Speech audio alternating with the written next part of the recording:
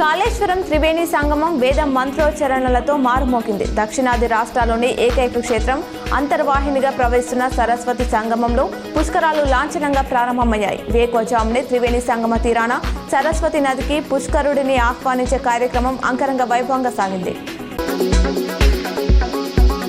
జగిత్యాల జిల్లా మెట్పల్లి మండలం ఆత్మకూరు గ్రామం ప్రజల తాగునీటి అభ్యర్థన మేరకు సురభి ఫౌండేషన్ ఆధ్వర్యంలో సుమారు 2,80,000 విలువ గల filter water plant Surabhi Naveen Kumar స్వంత నిధులతో సురభి ఫౌండేషన్ ద్వారా ఫిల్టర్ వాటర్ ప్లాంట్ ను నెలకొల్పి ఈరోజు బీజేపీ రాష్ట్ర కార్యవర్గ సభ్యులు కరుట్ల నియోజకవర్గ నాయకులు సురభి నవీన్ కుమార్ చేతుల మీదుగా ప్రారంభోత్సవం చేశారు.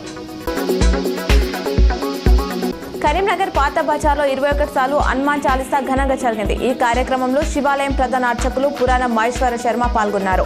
హనుమాన్ దీక్ష స్వాములు పాల్గొని భజనలు చేశారు. భక్తులకు స్వాములకు అన్నదానం చేశారు.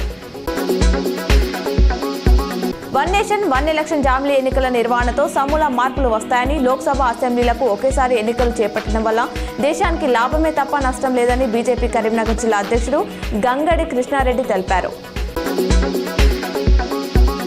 కరీంనగర్లోని కుర్మవాడ బాల భక్తాంజనేయ ఆలయంలో హనుమాన్ దీక్ష పనులు ప్రత్యేక పూజలు చేపడుతున్నారు. గత 13 రోజులుగా స్వాముల అభిషేకాలతో పాటు హనుమాన్ చాలీసా భజనలతో ఆలయ ప్రాంగణమంతా భక్తి పరవశంగా మునిగిపోయింది. అర్బన్ బ్యాంక్ మాజీ డైరెక్టర్ డి సంపత్ ఆధ్వర్యంలో దీక్షాపరులకు 14వ రోజు హనుమాన్ దీక్షాపరులకు భిక్ష కార్యక్రమం చేపట్టారు. భూభారతి కింద నిర్వహిస్తున్న రెవెన్యూ సదస్సులను సద్వినియోగం చేసుకోవాలని రాజన్న సిరిసిల్ల జిల్లా కలెక్టర్ సందీప్ కుమార్ ఝా సూచించారు. భూభారతి కింద రెవెన్యూ సదస్సులో భాగంగా రుద్రంగి మండలాన్ని పైలట్ ప్రాజెక్ట్ కింద ఎంపిక చేయగా ఆయా గ్రామాల్లో సదస్సులు కొనసాగుతున్నాయి. ఈ సందర్భంగా రుద్రంగి మండల పరిధిలోని దేగవత్ తాండాలో రెవెన్యూ సదస్సును కలెక్టర్ ఆకస్మికంగా తనిఖీ చేశారు.